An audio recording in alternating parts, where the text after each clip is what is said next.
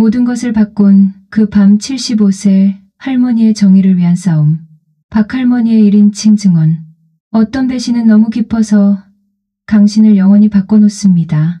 이런 이야기를 하게 될 줄은 몰랐지만 76세가 된 지금 마침내 그 끔찍한 겨울에 일어난 일을 나누고자 합니다. 제 가족의 진실을 알게 된 그때 말입니다. 제 이름은 박할머니이고 이것은 때로는 가장 가까운 사람들이 당신의 파멸을 계획하고 있다는 것을 어떻게 알게 되었는지에 대한 이야기입니다. 모든 것은 11월의 조용한 화요일 저녁에 시작되었습니다. 저는 거실에 앉아 있었는데 남편이 세상을 떠난 후 아들 민호를 키운 바로 그 방에서 뭔가 심각하게 잘못되었다는 것을 처음 느꼈습니다. 창밖으로 가을 낙엽이 떨어지고 있었고 그것들이 얼마나 아름다운지 생각하고 있었습니다. 제 인생이 그 낙엽처럼 극적으로 무너져 내릴 줄은 꿈에도 모른 채 말이죠. 며느리 수진이는 지난 몇 달 동안 더 자주 찾아오고 있었습니다. 처음에는 기뻤습니다. 결혼한 지 3년 만에 드디어 저에게 마음을 열기 시작하는 것 같았거든요. 비싼 선물들을 가져왔습니다. 수입차, 실크 스카프, 제가 한 달 식료품비보다 비싼 고급 로션들. 하지만 제 주의를 끈 것은 선물이 아니라 그녀가 말하는 방식이었습니다. 어머님, 그녀는 완벽하게 손질된 손가락으로 제 거친 손을 쓰다듬으며 감미로운 목소리로 말했습니다. 평생 너무 고생하셨잖아요. 모든 것을 바꾼 그 밤 75세 할머니의 정의를 위한 싸움. 모든 것을 바꾼 그 밤 75세 할머니의 정의를 위한 싸움. 박할머니의 1인칭 증언. 어떤 배신은 너무 깊어서 당신을 영원히 바꿔놓습니다. 이런 이야기를 하게 될 줄은 몰랐지만 76세가 된 지금 마침내 그 끔찍한 겨울에 일어난 일을 나누고자 합니다. 제 가족의 진실을 알게 된 그때 말입니다. 제 이름은 박할머니이고 이것은 때로는 가장 가까운 사람들이 당신의 파멸을 계획하고 있다는 것을 어떻게 알게 되었는지에 대한 이야기입니다. 모든 것은 11월의 조용한 화요일 저녁에 시작되었습니다. 저는 거실에 앉아 있었는데 남편이 세상을 떠난 후 아들 민호를 키운 바로 그 방에서 뭔가 심각하게 잘못되었다는 것을 처음 느꼈습니다. 창밖으로 가을 낙엽이 떨어지고 있었고 그것들이 얼마나 아름다운지 생각하고 있었습니다. 제 인생이 그 낙엽처럼 극적으로 무너져 내릴 줄은 꿈에도 모른 채 말이죠. 며느리 수진이는 지난 몇 달 동안 더 자주 찾아오고 있었습니다. 처음에는 기뻤습니다. 결혼한 지 3년 만에 드디어 저에게 마음을 열기 시작하는 것 같았거든요. 비싼 선물들을 가져왔습니다. 수입차, 실크 스카프, 제가 한 달 식료품비보다 비싼 고급 로션들. 하지만 제 주의를 끈 것은 선물이 아니라 그녀가 말하는 방식이었습니다. 어머님, 그녀는 완벽하게 손질된 손가락으로 제 거친 손을 쓰다듬으며 감미로운 목소리로 말했습니다. 평생 너무 고생하셨잖아요. 모든 것을 바꾼 그 밤 75세 할머니의 정의를 위한 싸움. 모든 것을 바꾼 그 밤 75세 할머니의 정의를 위한 싸움. 박할머니의 1인칭 증언. 어떤 배신은 너무 깊어서 당신을 영원히 바꿔놓습니다. 이런 이야기를 하게 될 줄은 몰랐지만 76세가 된 지금 마침내 그 끔찍한 겨울에 일어난 일을 나누고자 합니다. 제 가족의 진실을 알게 된 그때 말입니다. 제 이름은 박할머니이고 이것은 때로는 가장 가까운 사람들이 당신의 파멸을 계획하고 있다는 것을 어떻게 알게 되었는지에 대한 이야기입니다. 모든 것은 11월의 조용한 화요일 저녁에 시작되었습니다. 저는 거실에 앉아 있었는데 남편이 세상을 떠난 후 아들 민호를 키운 바로 그 방에서 뭔가 심각하게 잘못되었다는 것을 처음 느꼈습니다. 창밖으로 가을 낙엽이 떨어지고 있었고 그것들이 얼마나 아름다운지 생각하고 있었습니다. 제 인생이 그 낙엽처럼 극적으로 무너져 내릴 줄은 꿈에도 모른 채 말이죠. 며느리 수진이는 지난 몇 달 동안 더 자주 찾아오고 있었습니다. 처음에는 기뻤습니다. 결혼한 지 3년 만에 드디어 저에게 마음을 열기 시작하는 것 같았거든요. 비싼 선물들을 가져왔습니다. 수입차, 실크 스카프, 제가 한 달 식료품비보다 비싼 고급 로션들. 하지만 제 주의를 끈 것은 선물이 아니라 그녀가 말하는 방식이었습니다. 어머님, 그녀는 완벽하게 손질된 손가락으로 제 거친 손을 쓰다듬으며 감미로운 목소리로 말했습니다. 평생 너무 고생하셨잖아요. 박할머니의 1인칭 증언. 어떤 배신은 너무 깊어서 당신을 영원히 바꿔놓습니다. 이런 이야기를 하게 될 줄은 몰랐지만 76세가 된 지금 마침내 그 끔찍한 겨울에 일어난 일을 나누고자 합니다. 제 가족의 진실을 알게 된 그때 말입니다.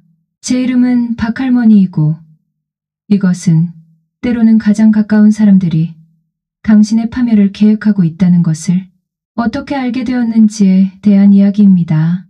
모든 것은 11월의 조용한 화요일 저녁에 시작되었습니다. 저는 거실에 앉아 있었는데 남편이 세상을 떠난 후 아들 민호를 키운 바로 그 방에서 뭔가 심각하게 잘못되었다는 것을 처음 느꼈습니다. 창밖으로 가을 낙엽이 떨어지고 있었고 그것들이 얼마나 아름다운지 생각하고 있었습니다. 제 인생이 그 낙엽처럼 극적으로 무너져 내릴 줄은 꿈에도 모른 채 말이죠. 며느리 수진이는 지난 몇 달 동안 더 자주 찾아오고 있었습니다. 처음에는 기뻤습니다. 결혼한 지 3년 만에 드디어 저에게 마음을 열기 시작하는 것 같았거든요. 비싼 선물들을 가져왔습니다. 수입차, 실크 스카프, 제가 한 달 식료품비보다 비싼 고급 로션들. 하지만 제 주의를 끈 것은 선물이 아니라 그녀가 말하는 방식이었습니다. 어머님, 그녀는 완벽하게 손질된 손가락으로 제 거친 손을 쓰다듬으며 감미로운 목소리로 말했습니다. 평생 너무 고생하셨잖아요. 모든 것을 바꾼 그 밤 75세 할머니의 정의를 위한 싸움. 박할머니의 1인칭 증언. 어떤 배신은 너무 깊어서 당신을 영원히 바꿔놓습니다. 이런 이야기를 하게 될 줄은 몰랐지만 76세가 된 지금 마침내 그 끔찍한 겨울에 일어난 일을 나누고자 합니다. 제 가족의 진실을 알게 된 그때 말입니다. 제 이름은 박할머니이고 이것은 때로는 가장 가까운 사람들이 당신의 파멸을 계획하고 있다는 것을 어떻게 알게 되었는지에 대한 이야기입니다. 모든 것은 11월의 조용한 화요일 저녁에 시작되었습니다. 저는 거실에 앉아 있었는데 남편이 세상을 떠난 후 아들 민호를 키운 바로 그 방에서 뭔가 심각하게 잘못되었다는 것을 처음 느꼈습니다. 창밖으로 가을 낙엽이 떨어지고 있었고 그것들이 얼마나 아름다운지 생각하고 있었습니다. 제 인생이 그 낙엽처럼 극적으로 무너져 내릴 줄은 꿈에도 모른 채 말이죠. 며느리 수진이는 지난 몇 달 동안 더 자주 찾아오고 있었습니다.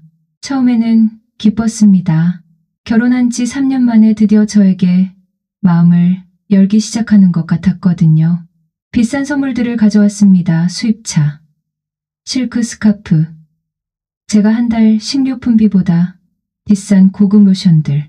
하지만 제 주의를 끈 것은 선물이 아니라 그녀가 말하는 방식이었습니다. 어머님, 그녀는 완벽하게 손질된 손가락으로 제 거친 손을 쓰다듬으며 감미로운 목소리로 말했습니다. 평생 너무 고생하셨잖아요. 박할머니의 1인칭 증언. 어떤 배신은 너무 깊어서 당신을 영원히 바꿔놓습니다. 이런 이야기를 하게 될 줄은 몰랐지만 76세가 된 지금 마침내 그 끔찍한 겨울에 일어난 일을 나누고자 합니다. 제 가족의 진실을 알게 된 그때 말입니다. 제 이름은 박할머니이고 이것은 때로는 가장 가까운 사람들이 당신의 파멸을 계획하고 있다는 것을 어떻게 알게 되었는지에 대한 이야기입니다. 모든 것은 11월의 조용한 화요일 저녁에 시작되었습니다. 저는 거실에 앉아 있었는데 남편이 세상을 떠난 후 아들 민호를 키운 바로 그 방에서 뭔가 심각하게 잘못되었다는 것을 처음 느꼈습니다.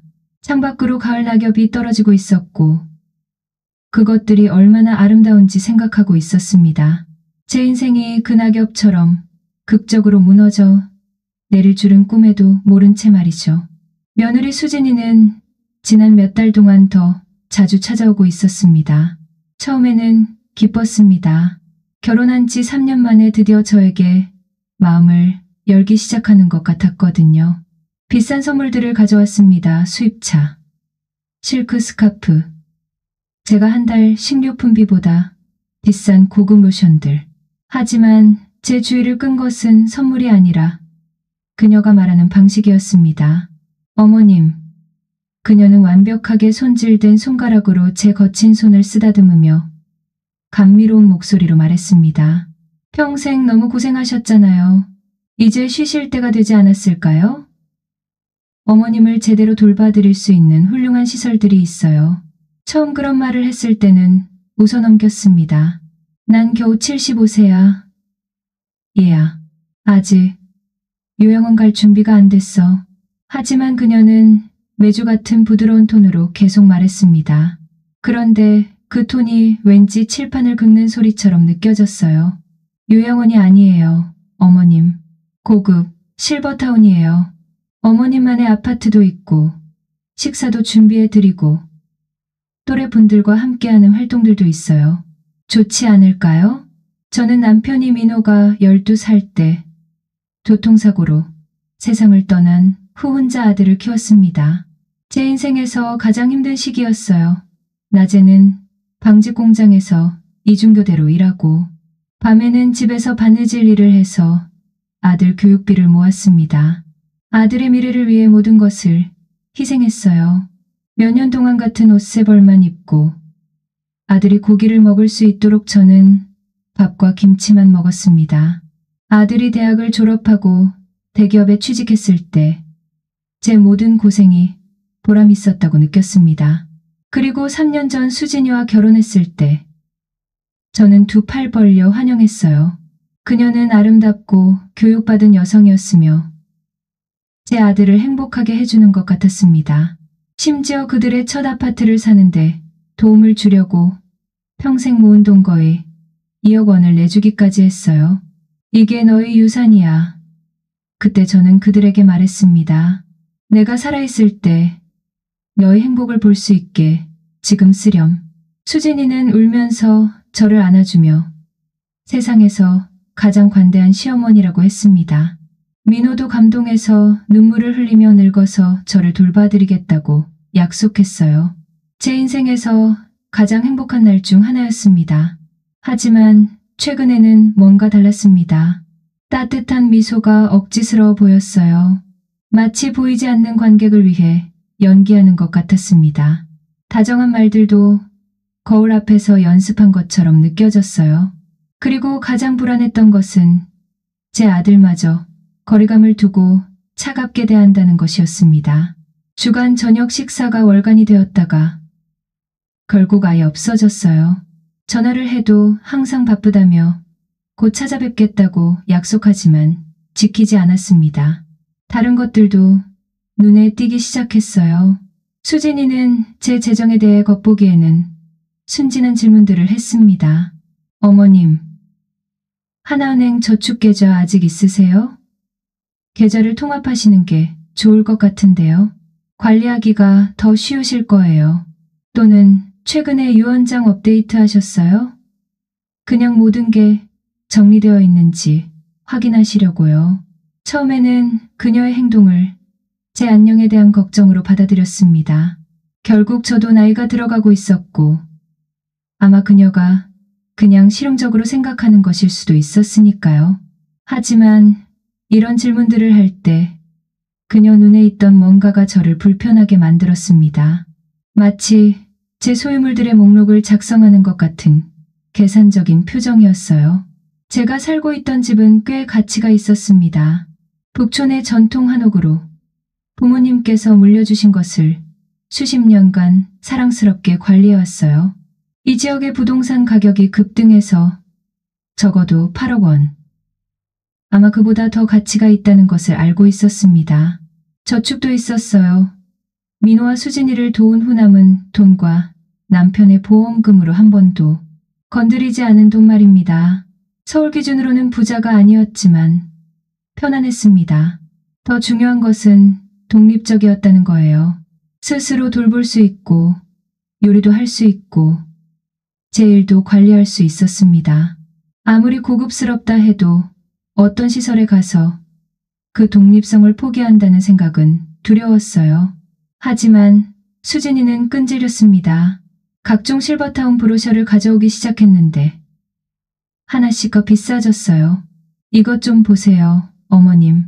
스파도 있고 도서관도 있고 미술 수업도 있어요. 어머님은 항상 그림을 좋아하셨잖아요. 저는 몇 년 전에 한번 젊었을 때 수채화를 그렸다고 언급한 적이 있었어요. 그녀가 이런 세부사항을 기억해서 저를 조종하는 데 사용한다는 것이 제 첫 번째 진짜 경고 신호였어야 했습니다. 걱정해줘서 고맙지만 저는 그녀에게 말했어요. 난 내 집에서 행복해. 여기서 민호를 키웠고 내 추억이 있는 곳이야. 떠날 준비가 안 됐어. 그녀의 미소가 아주 살짝 너무 짧게 굳어져서 제가 상상한 것인지 의심스러울 정도였어요. 물론이에요, 어머님. 저는 그냥 어머님께 최선이 무엇인지 생각하는 거예요. 우리 모두 그래요. 우리 모두라는 말이 저를 괴롭혔습니다. 우리가 누구죠? 언제부터 제 거주 문제가 제 선택이 아닌 가족 결정이 되었을까요? 수진이와 민호가 함께 방문할 때의 역학관계에 더 주의를 기울이기 시작했는데 그런 일이 점점 드물어지고 있었어요. 한때 그렇게 다정하고 말이 많던 제 아들이 이제 아내 앞에서는 위축되어 보였습니다. 그녀가 하는 말에 고개만 끄덕이고 자신의 의견은 거의 내지 않았어요. 제가 그의 일이나 관심사에 대해 대화를 시도하면 수진이는 어김없이 대화를 제 상황으로 돌렸습니다. 민호는 어머님이 혼자 사시는 것을 너무 걱정해요. 그녀가 그의 팔에 소유욕 있는 손을 올리며 말했습니다. 그렇지, 여보. 우리 둘 다 어머님이 넘어지시거나 응급 상황이 생기면 어떻게 할지 걱정해서 잠을 못 자요. 민호는 의무적으로 고개를 끄덕였지만 그녀가 이런 말을 할 때 제 눈을 제대로 마주치지 못한다는 것을 알아챘습니다. 거짓말을 잘 못하던 제 아들이 분명히 뭔가에 대해 불편해하고 있었어요. 12월 초 어느 저녁 제 의심을 확인해 보기로 결정했습니다. 민호에게 직장으로 전화를 걸었어요. 그가 얼마나 바쁜지 알고 있어서 거의 하지 않던 일이었습니다. 아들아, 전화를 받았을 때 저는 말했습니다. 수진이가 말한 그 실버타운들에 대해 생각해봤는데 어떤 곳인지 한번 가봐야겠어. 전화 저편에서 긴 침묵이 흘렀습니다. 정말요? 엄마, 고려해보시겠다고요? 이사하겠다는 건 아니야. 제가 명확히 했습니다. 하지만 한번 보는 것도 나쁘지 않을 것 같아. 이번 주말에 같이 갈 수 있을까? 내 의견을 듣고 싶어. 또 다른 침묵. 수진이한테 확인해봐야겠어요. 수진이가 이런 곳들에 대해 저보다 더 잘 알거든요. 그때 확실히 뭔가 잘못되었다는 것을 알았습니다. 한때 독립적으로 결정을 내리던 제 아들이 이제 자신의 어머니와 시간을 보내는 것에 대해서도 아내에게 확인해야 한다고 말하고 있었어요. 제가 키운 민호라면 절대 누구에게든 확인해야 한다고 말하지 않았을 것입니다. 그날 밤 저는 침실 천장을 바라보며 잠들지 못했습니다. 민호의 어린 시절병을 간병했던 그 방. 10대 시절 그를 걱정하며 밤을 새웠던 그 방. 그가 대학을 졸업했을 때 기쁨의 눈물을 흘렸던 바로 그 방에서 말이에요. 천장의 그림자들이 불길한 형태를 띠는 것 같았고 몇 년 만에 처음으로 진정한 두려움을 느꼈습니다. 하지만 상황이 얼마나 더 악화될지는 전혀 몰랐어요. 진실은 12월 중순에 비오는 목요일 밤에 무너져 내렸습니다. 그날 오후 정기검진을 받으러 갔다가 날씨가 나빠지기 전에 집에 돌아오려고 서둘렀는데 혈압약을 민호네 아파트에 깜빡하고 온 것을 깨달았어요. 이번 주 초에 제가 만든 반찬을 가져다 주러 갔을 때 부엌 카운터에 두고 온 것 같았습니다. 오후 10시가 거의 되어서야 아침에 먹을 약이 필요하다는 것을 깨달았어요.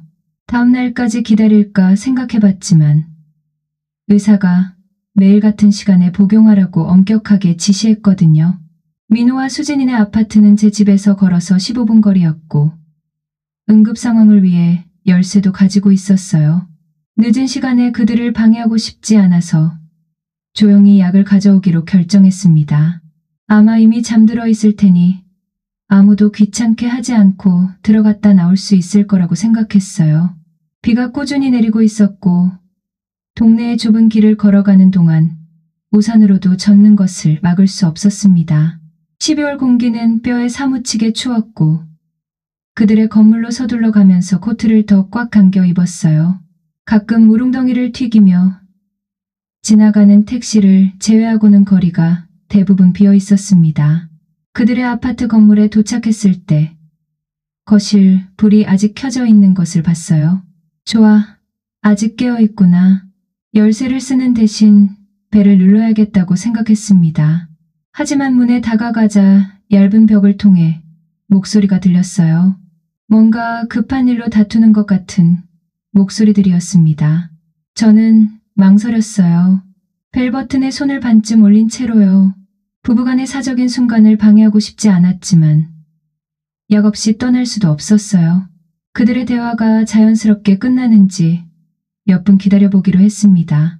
그 결정이 모든 것을 바꿨어요. 더 이상 기다릴 수 없어. 수진이의 목소리가 날카롭고 급박하게 들렸습니다. 제 주변에서 쓰던 부드럽고 다정한 톤과는 전혀 달랐어요. 보험 만료일이 다음 달인데 저 여자가 요양원 얘기에 고집을 부리고 있어. 제 피가 차갑게 식었습니다. 보험. 무슨 보험? 하지만 우리 엄마인데. 민호가 약하고 불확실한 목소리로 대답했습니다. 당신 어머니는 재산을 움켜쥐고 앉아 있으면서 우리는 빚에 허덕이고 있어. 수진이의 목소리가 더 커지고 격해졌습니다. 그 집만 해도 최소 8억 원. 아마 그보다 더 할 거야. 게다가 저축계좌까지 우리한테 2억을 줬지만 최소한 그 정도는 더 있을 거라고 알고 있어. 몇 달 동안 부드럽게 접근해봤지만 꿈쩍도 안 해. 저는 숨을 쉴 수 없을 것 같았어요. 그들이 제 돈, 제 집에 대해 마치 걔가 이미 주둔 것처럼 이야기하고 있었거든요. 다른 방법들이 있어. 세 번째 목소리가 말했습니다. 제가 모르는 남자의 목소리였어요. 그 목소리는 차갑고 계산적이었습니다. 노인들에게는 사고가 자주 일어나지. 계단에서 넘어지거나 가스 누출, 약물 혼용. 적절한 접근법을 쓰면 완전히 자연스러워 보여. 세상이 제 주위에서 기울어지는 것 같았어요. 벽을 붙잡고 지탱했는데 다리에 갑자기 힘이 빠졌거든요. 그들이 저를 죽이는 것에 대해 이야기하고 있었어요. 제 아들과 며느리가 휴가 계획을 세우는 것처럼 캐주얼하게 제 살인을 논의하고 있었습니다. 잘 모르겠어. 민호가 말했지만 그의 목소리에는 확신이 없었어요. 뭔가 잘못된 것 같아. 잘못된 게 뭐야? 수진이의 웃음은 쓰라렸습니다. 잘못된 건 늙은 여자가 재산을 움켜쥐고 있으면서 가족은 고생하는 거야. 잘못된 건 그녀가 합리적인 일을 하고 자기가 있어야 할 요양시설로 가는 것을 거부하는 거야. 우리는 참을성 있게 기다렸지만 참을성으로는 신용카드 빚을 갚을 수 없어. 그 늙은 여자가 우리가 예상했던 것보다 더 고집이 세. 낯선 남자가 계속했습니다. 하지만 나는 이런 상황을 전에도 처리해봤어. 핵심은 자연사나 사고처럼 보이게 만드는 거야. 그녀 나이면 어렵지 않게 할 수 있어. 저는 전문가의 말을 듣고 있다는 것을 깨달았어요. 살인을 전문으로 하는 사람의 말을요. 그 생각만으로도 공포로 어지러웠습니다. 비용이 얼마나 들까? 수진이가 물었어요. 5천만 원. 절반은 지금, 절반은 일이 끝나면, 그리고 완전히 자연스럽게 보일 거라고. 부장애, 심장마비, 뇌졸중, 우발적 낙상 그녀의 병력을 고려해서 가장 믿을 만한 걸로. 우리한테 5천만 원이 없어. 민호가 말했습니다. 그녀가 죽고 나면 충분히 생길 거야. 수진이가 차갑게 대답했어요. 집만 해도 모든 빚을 갚고 편안하게 살기에 충분해. 게다가 보험금까지. 무슨 보험금? 민호가 물었어요. 잠시 침묵이 흐른 후 수진이의 목소리에서 미소를 느낄 수 있었어요. 내가 6개월 전에 그녀를 설득해서 가입하게 한 생명보험. 기억 안 나? 장례 비용을 충당해서 우리에게 부담이 되지 않게 하려고 한다고 말했잖아. 그녀는 내 사려 깊음에 너무 감동해서 바로 서명했어. 5억 원. 우리가 수혜자야. 제 무릎이 거의 꺾일 뻔했어요. 그날이 선명하게 기억났습니다. 수진이가 눈물을 글썽이며 와서 제가 세상을 떠났을 때 민호가 장례 비용 걱정을 하지 않게 하는 것을 생각하니 견딜 수 없다고 말했던 날이요. 그녀가 실용적인 문제들을 돌봐주는 것이 그렇게 사랑스러운 제스처로 보였어서 서류를 자세히 읽지도 않고 서명했었어요. 정리해보자면 낯선 남자가 계속했습니다. 총 약 13억 원을 보고 있는 거지 집, 저축, 보험금, 내 수수료를 빼도 여전히 10억 원 이상이야. 고집 센 늙은 여자 문제를 해결하는 치고는 나쁘지 않지. 언제 할 거야? 수진이가 물었어요. 곧. 사실 빠를수록 좋아. 보험에는 2년 자살 조항이 있지만 그 이후에는 사망 원인에 관계없이 지급돼. 2년 만료일이 다가오고 있으니까 타이밍이 완벽해. 충분히 들었어요. 온몸이 떨리고 있었는데 추위 때문만이 아니라 충격과 공포 때문이었습니다. 저는 가능한 한 조용히 문에서 물러났어요. 심장이 너무 크게 뛰어서 벽을 통해 들릴까봐 걱정됐거든요. 집으로 돌아가는 길은 흐릿했어요. 우산에도 불구하고 흠뻑 젖었고 계속 뒤를 돌아봤습니다.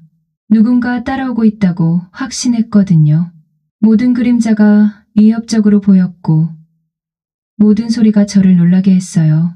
집에 도착했을 때는 우산에도 불구하고 완전히 젖어 있었고 통제할 수 없이 떨고 있었습니다. 현관문을 잠그고 2번 확인한 다음 집 안을 돌아다니며 모든 창문을 점검했어요. 수십 년 동안 제 안식처였던 이 집에서 이렇게 취약함을 느낀 적이 없었습니다. 갑자기 이곳이 안식처가 아니라 함정처럼 느껴졌어요.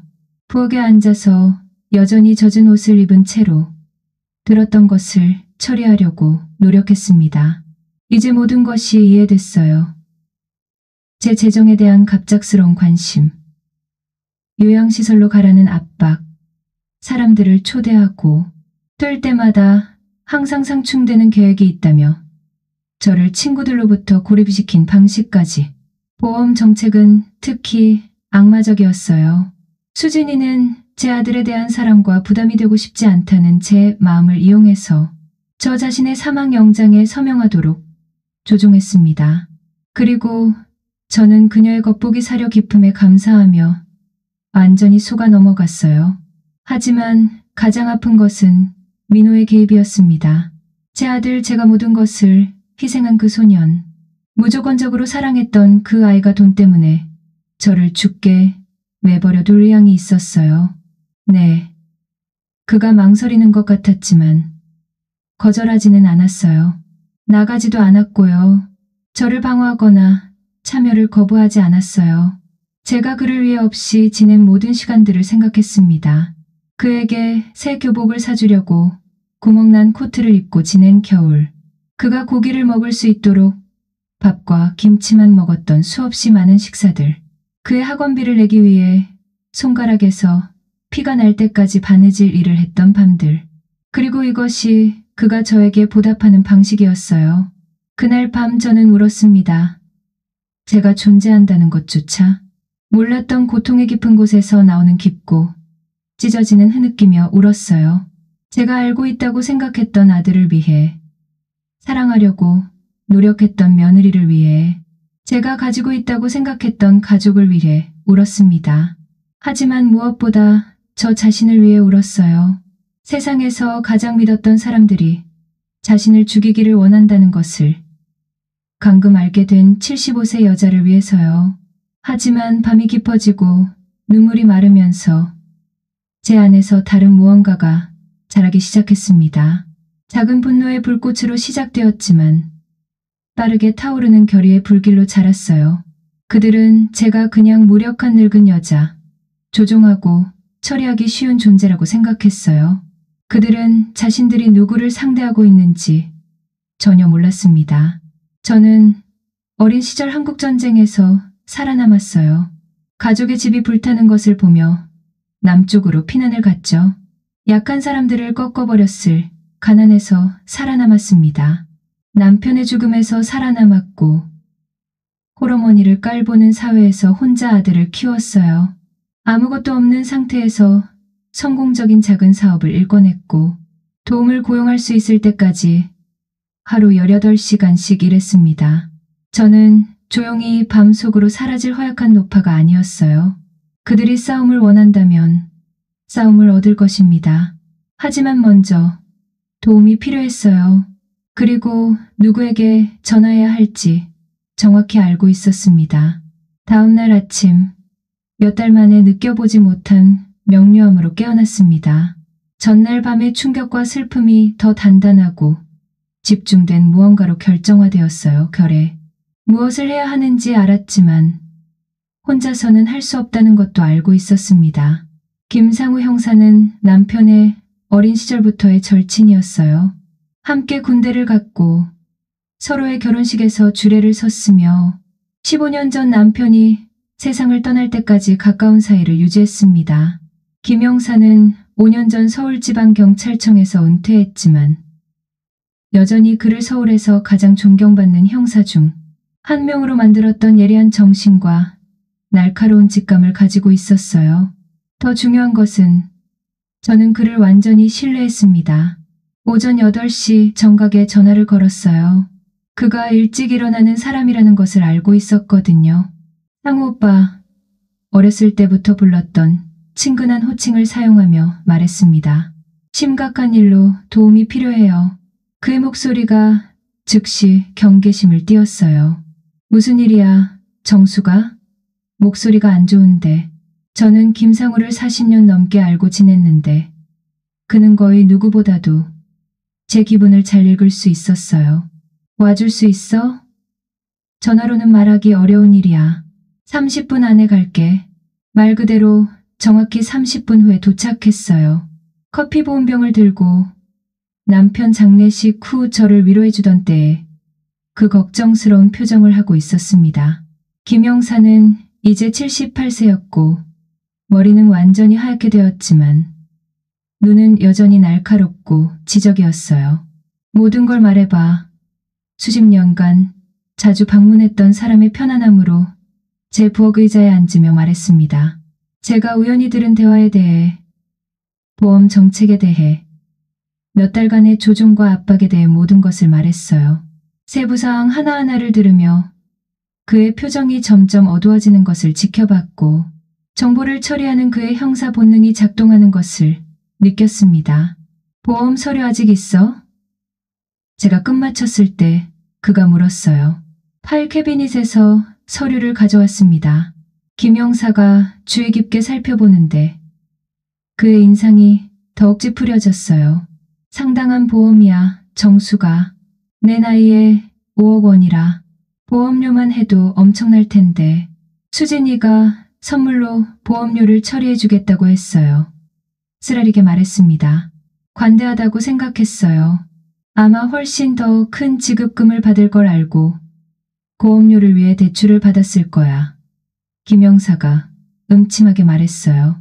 이건 명백히 계획적이야. 문제는 어떻게 증명하느냐지. 저를 믿어요? 갑자기 그 확신이 필요했어요. 김 형사가 테이블을 가로질러 손을 뻗어 제 손을 잡았습니다. 정수가. 난 내가 20살 때부터 알고 지냈어. 넌 많은 것들이지 고집스럽고 독립적이고 때로는 너무 믿음이 좋고 하지만 편집증이나 망상증은 아니야.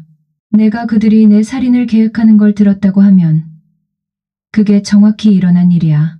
믿어준다는 것에 대한 안도감이 압도적이었어요. 잠시 동안 제가 정신을 잃고 있는 건 아닌지, 슬픔과 외로움이 존재하지 않는 위협을 상상하게 만든 건 아닌지 의심했거든요. 그럼 어떻게 해야 해요? 물었습니다. 김영사는 한참 조용히 있었어요. 형사적 사고로 가능성들을 검토하고 있었습니다. 문제는 대화를 우연히 듣는 것만으로는 체포할 증거가 부족하다는 거야. 녹음되어 법정에서 사용할 수 있는 방식으로 그들이 스스로 죄를 인정하게 만들어야 해. 어떻게요?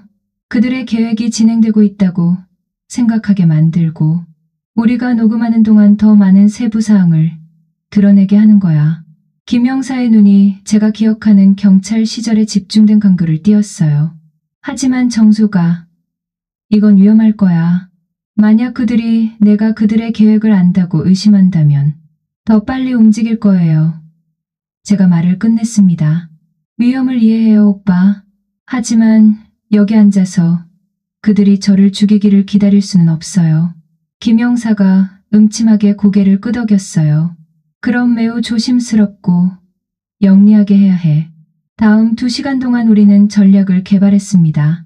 김영사는 여전히 경찰서에 연락처가 있었어요. 그 밑에서 일했고 그의 판단을 신뢰하는 몇몇 경찰관들을 포함해서요. 그는 비공식적으로 그들에게 연락해서 상황을 설명하고 증거 수집에 도움을 요청할 것이었습니다. 한편 저는 의심하지 않는 피해자 역할을 계속할 것이었어요. 실버타운에 대한 그들의 제안을 고려하는 척하고 심지어 몇 곳의 시설을 방문해서 그들의 조종이 효과를 보고 있다고 생각하게 만드는 거였습니다. 핵심은 우리가 녹음하는 동안 그들이 계획에 대한 더 많은 세부 사항을 드러낼 만큼 충분히 자신감을 갖게 만드는 것이었어요. 가장 중요한 것은 김영사가 강조했습니다. 백업이 근처에 없을 때는 절대 그들과 혼자 있으면 안 된다는 거야. 만약 그들이 일정을 앞당기기로 결정한다면 우리가 준비되어 있어야 해. 그날 오후 상을 받을 만한 연기로 수진이에게 전화를 걸었어요.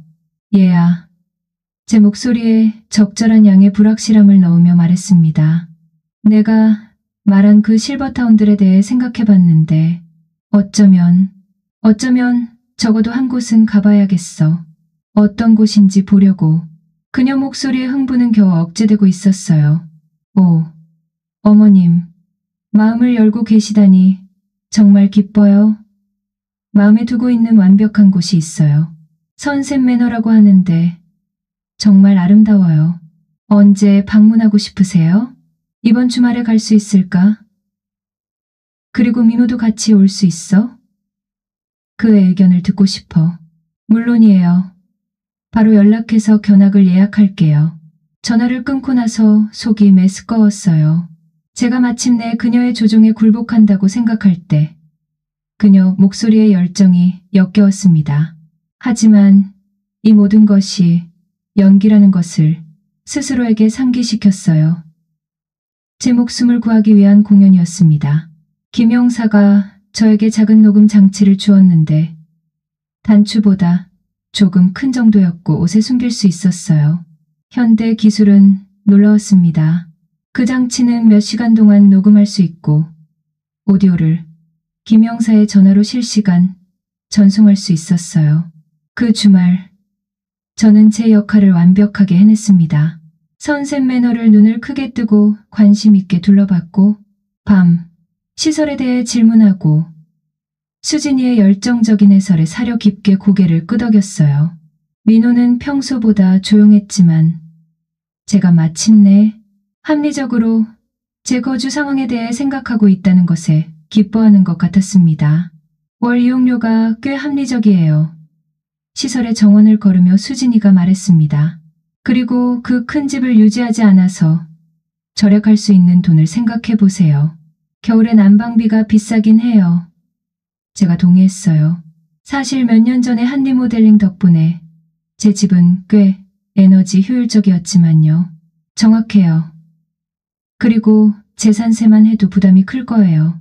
집을 팔면 그 돈을 투자해서 이자로 살 수 있을 텐데요. 김 형사가 예측한 대로 대화가 얼마나 빨리 제 재정으로 돌아가는지 알아챘어요. 유언장도 업데이트해야겠어요. 무심코 말했습니다. 모든 걸 정리해두고 싶어서요. 민호와 수진이가 제가 보지 못했다고 생각하는 빠른 시선 교환을 했어요. 매우 현명하세요, 어머님. 수진이가 말했습니다. 자산이 어머님의 뜻대로 분배되도록 하고 싶으실 거예요. 대부분은 어차피 민호한테 갈 거예요. 제가 말했습니다. 결국 제 외아들이니까요. 물론이에요. 수진이가 동의했지만 숨기려고 했던 만족스러운 미소를 포착했어요. 다음 몇 주 동안 계속 연기를 했습니다. 두 곳의 실버타운을 더 방문했는데 매번 더 많은 관심을 표현하고 이사의 실무에 대해 더 많은 질문을 했어요. 또한 중요한 서류들, 은행 명세서, 부동산 증서, 보험 서류들을 수진이가 방문했을 때 쉽게 찾을 수 있는 곳에 두기 시작했습니다. 그동안 김 형사는 뒤에서 일하고 있었어요. 그의 전 동료들이 도움을 주기로 동의했지만 아직 공식 수사를 위한 충분한 증거가 없었기 때문에 공식 절차에 대해서는 조심해야 했습니다. 그들은 수진이에 대한 신원 조회를 실시했고 몇 가지 불안한 정보를 발견했어요. 그녀는 전에 결혼한 적이 있어 어느 저녁 그들이 찾아낸 것을 검토하며 김 형사가 말했습니다. 사실은 2번이야. 이전 남편들 둘 다 결혼한 지 2년 안에 죽었고 둘 다 수진이를 수혜자로 하는 상당한 생명보험에 가입되어 있었어. 제 피가 차갑게 식었어요. 그녀가 전에도 이런 짓을 했다고요? 그런 것 같아. 첫 번째 남편은 계단에서 우발적으로 넘어져 죽은 것으로 판정됐어. 두 번째 남편은 심장마비로 보이는 증상으로 죽었는데 심장병 병력은 없었지. 두 경우 모두 수사는 했지만 사고사나 자연사로 판정됐어. 그럼 그녀는 연쇄 살인범이에요. 그렇게 보여. 그리고 민호는 김 형사의 목소리가 동정심으로 무거워졌어요. 유감스럽게도 내 아들은 아마 너 다음에 그녀의 희생자일 가능성이 높아. 패턴을 보면 그녀는 먼저 나이 든 가족, 구성원들을 제거해서 그들의 자산을 상속받은 다음 배우자로 넘어가는 것 같아. 민호도 위험에 처해 있다는 생각이 제 감정을 복잡하게 만들었어요. 네.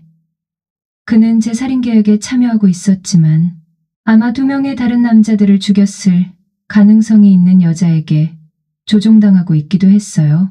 그가 자발적인 공범인가요? 아니면 그녀의 심리적 조종의 또 다른 피해자인가요? 더 빨리 움직여야 해요. 김 형사에게 말했습니다. 만약 그녀가 우리 둘 다 죽일 계획이라면 증거를 모으기 위해 더 오래 기다릴 수 없어요. 김 형사가 음침하게 고개를 끄덕였어요. 동의해. 그들의 손을 강제로 드러낼 때야. 돌파구는 수진이가 승리가 손에 닿을 거리에 있다고 생각하며 결정적인 실수를 저질렀을 때 왔어요. 그녀는 자신감이 과도해졌고 제가 완전히 그녀의 영향 아래 있고 그녀의 계획이 완벽하게 진행되고 있다고 믿었습니다. 1월의 추운 화요일 저녁, 그녀가 법적 서류들로 가득한 폴더를 들고 제 집에 도착했어요. 어머님, 거짓 걱정으로 가득한 목소리로 말했습니다. 어머님 상황에 대해 생각해봤는데 어머님의 이익을 보호하는데 더 적극적이어야 한다는 걸 깨달았어요. 전에도 이런 일을 해본 사람의 효율성으로 제 부엌 테이블에 서류들을 펼쳤어요. 이건 위임장 서류예요. 서명하시면 민호와 제가 어머님의 재정관리를 도와드리고 모든 청구서가 제때 지불되도록 할 수 있어요. 정말 예방책일 뿐이에요. 혹시 어머님이 이런 일들을 스스로 처리할 수 없게 되실 경우를 대비해서요. 카디건에 숨겨진 녹음 장치가 모든 말을 포착하고 있는 것을 보면서 서류들을 살펴봤어요. 이 서류들이 본질적으로 수진이와 민호에게 제 자산에 대한 완전한 통제권을 주는 것을 알아챘습니다. 잘 모르겠어요. 망설이며 말했습니다. 큰 결정인 것 같은데요. 어머님, 75세이세요. 미리 계획하는 것이 합리적이에요. 그리고 이렇게 하면 어머님에게 무슨 일이 생겼을 때 법적 복잡함 없이 어머님의 일들이 적절히 처리될 수 있어요. 무슨 일이 생길 수 있다고 말하는 방식이 금고를 오싹하게 만들었어요. 그녀는 사실상 자신의 의도를 발표하고 있었습니다. 어떤 종류의 일들이 생길 수 있나요? 순진하게 물었어요. 수진이의 미소는 차갑고 계산적이었어요. 어머님 나이에는 건강 문제가 갑자기 발생할 수 있어요. 심장마비, 뇌졸중, 낙상. 이런 일들은 노인들에게 항상 일어나죠. 준비하는 게 좋아요. 그녀는 본질적으로 저를 어떻게 죽일 계획인지 미리 보여주고 있었어요. 제가 너무 순진해서 함의를 이해하지 못할 거라고 확신하면서요. 맞는 말씀인 것 같아요. 천천히 말했습니다. 하지만 민호가 이 서류들을 설명해 줬으면 좋겠어요. 법적 용어 중에 이해하기 어려운 게 있어서요. 물론이에요. 사실 곧 올 거예요. 우리 모두 함께 이것에 대해 논의할 수 있도록 와달라고 했거든요. 20분 후 민호가 도착했고 그를 보는 순간 제 마음이 조금 더 아팠어요. 제 아들은 피곤하고 스트레스를 받아 보였지만 그의 표정에는 다른 무언가도 있었어요. 전에는 없던 딱딱함이었습니다. 엄마, 형식적인 포옹을 하며 말했습니다. 수진이가 위임장 서류에 대해 설명했어요. 정말 현명한 일이에요. 그냥 제 일에 대한 통제권을 포기하는 게 걱정돼서요. 말했습니다. 통제권을 포기하는 게 아니에요. 수진이가 매끄럽게 끼어들었어요. 필요할 때 신뢰하는 사람들이 도와줄 수 있도록 하는 거예요. 안전망이라고 생각하세요. 민호가 동의하며 고개를 끄덕였어요. 엄마, 우리가 엄마를 위해 최선을 원한다는 걸 아시잖아요. 우리는 엄마를 사랑해요. 제 살인을 계획하는 데 참여하면서 그의 입에서 나오는 사랑이라는 단어는 거의 견딜 수 없었어요. 하지만 역할을 계속 연기하도록 스스로를 강요했습니다. 알아, 아들아. 그냥 이 모든 게 너무 빨리 진행되는 것 같아서 몇 달 전만 해도 아무 문제 없이 독립적으로 살고 있었는데 이제 위임장과 실버타운 얘기를 하고 있으니 우리가 어머님이 알아차리지 못할 수도 있는 것들을 볼 수 있기 때문이에요. 수진이가 말했는데 그녀의 인내심이 명백히 바닥나고 있었어요. 어머님의 기억력이 예전 같지 않고 발걸음도 예전만큼 안정적이지 않고 나이가 들면서 재정관리가 더 어려워져요. 이런 문제들이 심각해지기 전에 도와드리려는 거예요. 그녀가 말한 것 중 어느 것도 사실이 아니었어요.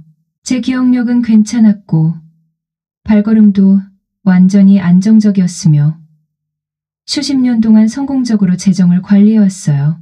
하지만 그녀는 나중에 저에게 무슨 일이 일어나든 정당화할 수 있는 이야기를 만들고 있었습니다. 오늘 밤 이 서류들에 서명할 준비가 안 되면 어떻게 하죠? 물었어요. 수진이와 민호 사이에 오간 시선은 짧았지만 의미심장했어요. 그들은 명백히 제가 즉시 서명할 것으로 예상했고 제 망설임이 그들의 일정을 방해하고 있었습니다. 어머님, 수진이가 더 날카로운 어조로 말했습니다. 우리는 어머님에게 매우 참을성 있게 대해왔지만 가족 구성원들이 모든 사람의 이익을 위해 어려운 결정을 내려야 할 때가 있어요. 그게 무슨 뜻이에요? 그 뜻은 민호가 처음으로 진짜 권위를 가지고 말했습니다. 우리가 어머님이 도움을 받아들이기를 무한정 기다릴 수는 없다는 거예요. 어머님이 자발적으로 이런 결정들을 내리지 않으신다면 다른 선택지들을 탐색해야 할 수도 있어요. 다른 선택지들이 뭔가요? 수진이가 미소를 지었는데 처음으로 그녀의 진짜 얼굴을 봤어요. 차갑고 계산적이며 완전히 공감 능력이 없는 얼굴이었습니다. 만약 우리가 어머님의 정신적 능력에 대해 우려한다면 법원에 어머님이 스스로 이를 관리할 수 없다고 선언해달라고 청원할 수 있어요. 모든 사람에게 불쾌할 수 있지만 때로는 필요해요. 그들은 제가 협조하지 않으면 정신적으로 무능력하다고 선언하게 하겠다고 위협하고 있었어요. 훌륭한 전략이었습니다. 제가 자발적으로 자산에 대한 통제권을 넘기거나 아니면 그들이 제가 정신적으로 부적합하다는 사례를 구축하면서 법적 시스템을 통해 통제권을 가져가는 것이었어요. 어느 쪽이든 저는 그들이 저를 죽이고 모든 것을 상속받는 것을 막을 수 없게 될 것이었습니다. 법정에 가고 싶지 않아요. 조용히 말했습니다. 그럼 서류에 서명하세요. 어머님, 우리 모두에게 쉽게 만들어주세요. 서류를 다시 보면서 시간을 벌었어요. 녹음 장치가 그들의 위협과 조종의 모든 말을 포착하고 있는 동안 말이에요. 김 형사는 그들의 의도에 대해 가능한 한 명시적이어야 한다고 말했었습니다. 이것에 서명한 후에는 어떻게 되나요? 물었어요. 즉시 바뀌는 건 없어요. 수진이가 말했습니다. 어머님은 계속 평상시대로 생활하세요. 우리는 그냥 필요할 때 도와드릴 법적 권한을 갖게 되는 거예요. 그게 언제 필요할까요? 또 다른 의미심장한 시선 교환. 수진이가 조심스럽게 말했습니다. 어머님의 건강이 악화되거나 사고를 당하시거나 정신 상태가 손상되면 그때 우리가 개입해서 어머님의 필요를 충족시켜 드릴 거예요. 어떤 종류의 사고요? 민호가 의자에서 불편하게 몸을 움직였지만 수진이는 그 질문을 즐기는 것 같았어요. 노인들에게는 항상 사고가 일어나죠, 어머님. 낙상이 매우 흔해요. 계단에서, 화장실에서, 심지어 고르지 않은 포장도로를 걸을 때도요. 그리고 어머님의 심장질환으로는 저는 심장질환이 없어요. 없으세요? 이 박사가 지난 검진에서 불규칙성을 언급했다고 생각했는데요. 그녀는 거짓말하고 있었어요. 그들이 저를 죽이기 위해 선택할 어떤 방법이든 뒷받침할 병력을 만들어내고 있었습니다. 녹음 장치가 모든 것을 포착하고 있었어요. 이 모든 것을 고려할 시간이 필요한 것 같아요. 마침내 말했습니다. 수진이의 가면이 잠깐 완전히 벗겨졌고 순수한 분노가 그녀의 얼굴을 스쳐 지나가는 것을 봤어요. 얼마나 시간이 필요하세요? 며칠, 어쩌면 일주일여. 어머님, 민호가 애원하는 톤으로 말했습니다. 우리는 이것에 대해 몇 달 동안 논의해왔어요. 얼마나 더 시간이 필요하세요? 저는 75세이고 평생 일에서 쌓은 모든 것에 대한 통제권을 포기하라고 하고 있어요. 며칠은 합리적이라고 생각해요. 수진이가 갑자기 일어나서 날카롭고 환한 움직임으로 서류들을 모았어요. 좋아요. 하지만 무한정 기다릴 수는 없어요. 우리가 맞춰야 할 마감일들이 있어요. 무슨 마감일들 궁금했지만 감히 묻지 못했어요. 그들이 떠난 후 부엌에 앉아서 감정적으로 지쳤지만 이상하게 의기양양함을 느꼈어요. 녹음 장치가 모든 것을 포착했어요. 그들의 위협, 조종, 존재하지 않는 사고와 건강 문제에 대한 암시까지. 김 형사가 이 증거를 사용해서 그들을 상대로 사건을 구축할 수 있을 것이었습니다. 하지만 아마 그들의 일정을 앞당겼을 거라는 것도 알고 있었어요. 그들은 제가 즉시 서류에 서명할 것으로 예상했는데 제 저항이 그들을 불안하게 만들 것이었습니다. 만약 그들이 계획이 위험에 처했다고 느낀다면 더 빨리 행동하기로 결정할 수도 있었어요. 즉시 김 형사에게 전화했습니다. 그들이 절망적이 되고 있어요. 녹음을 재생한 후 말했습니다. 곧 뭔가를 시도할 것 같아요. 맞는 것 같아. 그들이 움직일 준비를 해야 해. 어떻게 해야 해요? 함정을 놓는 거야. 김 형사의 계획은 단순하면서도 무서웠어요. 수진이와 민호가 제가 완전히 협조할 준비가 되었다고 믿게 만들어서 그들을 거짓된 안정감에 빠뜨리는 것이었습니다. 그런 다음 그들이 저를 죽이려고 움직일 때 우리는 경찰 지원과 녹음 장비로 준비되어 그들을 현행범으로 잡는 것이었어요. 핵심은 우리가 엿들을 수 없는 커피숍 바크의 차에 앉아 김 형사가 설명했습니다. 그들이 완전한 통제권을 가지고 있다고 느끼게 만드는 거야. 수진이 같은 포식자들은 궁지에 몰렸을 때 가장 위험하지만 이미 이겼다고 생각할 때 실수를 저지를 가능성이 가장 높아. 계획은 제가 수진이에게 전화해서 위임장 서류에 서명하기로 결정했다고 말하는 것이 필요했어요. 또한 우리가 방문했던 실버타운 중 한 곳으로 이사하는 데 관심을 표현해서 마침내 그들의 모든 제안에 굴복하는 것처럼 보이게 만드는 것이었습니다. 하지만 그게 그들을 의심스럽게 만들지 않을까요? 물었어요. 갑작스러운 마음의 변화가요? 제대로 연기하면 안 될 거야. 패배한 것처럼 보여야 해. 마치 압박이 마침내 너를 굴복시킨 것처럼. 잠을 못 자고 있다고 언급하고 가족에게 부담이 되는 것이 걱정된다고 해. 그들과 싸우는 것이 무의미하고 지친다는 것을 깨달은 것처럼 보이게 만들어 전화를 걸기 전에 대화를 여러 번 연습했어요. 피곤한 체념과 마지못한 수용이 섞인 적절한 톤을 얻으려고 노력했습니다. 수진아.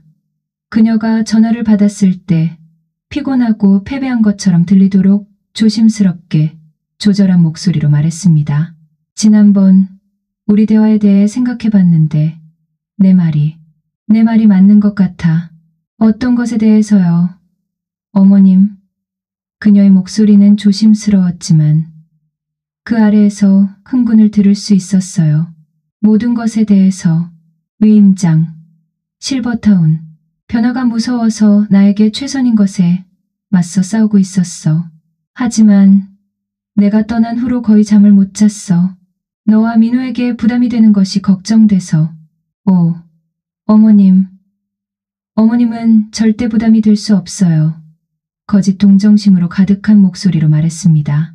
우리는 그냥 어머님을 위해 최선을 원할 뿐이에요. 알아. 얘야. 여러 번 연습했어요. 피곤한 체념과 마지못한 수용이 섞인 적절한 톤을 얻으려고 노력했습니다. 수진아. 그녀가 전화를 받았을 때 피곤하고 패배한 것처럼 들리도록 조심스럽게 조절한 목소리로 말했습니다. 지난번 우리 대화에 대해 생각해봤는데 내 말이 맞는 것 같아.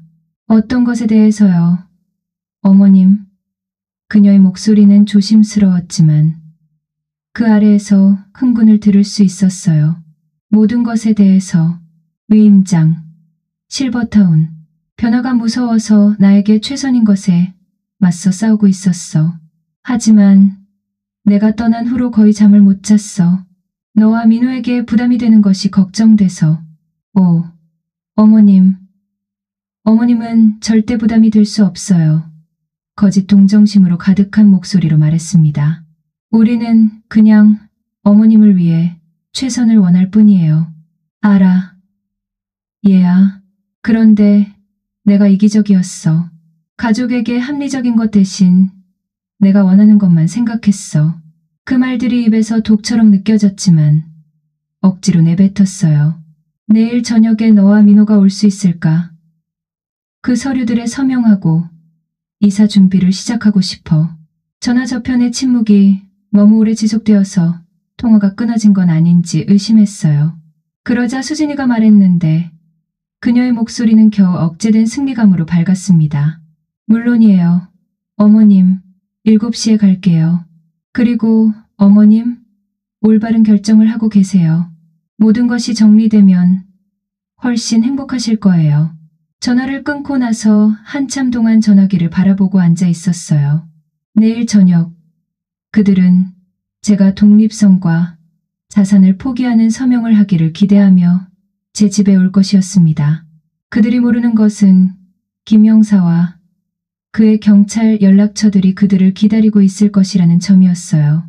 하지만 먼저 집을 준비해야 했습니다. 다음 날 아침 김 형사가 2명의 사복, 경찰관과 함께 도착했어요. 박 형사 성이 같지만 혈연 관계는 없었어요와 이 형사.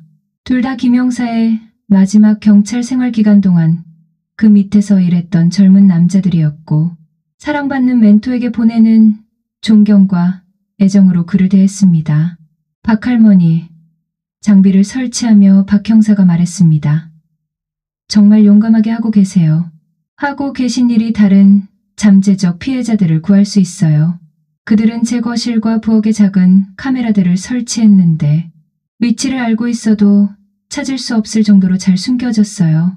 또한 더 정교한 녹음 장치를 주었습니다. 근처에 주차할 밴으로 모든 것을 실시간으로 방송할 작은 송신기였어요.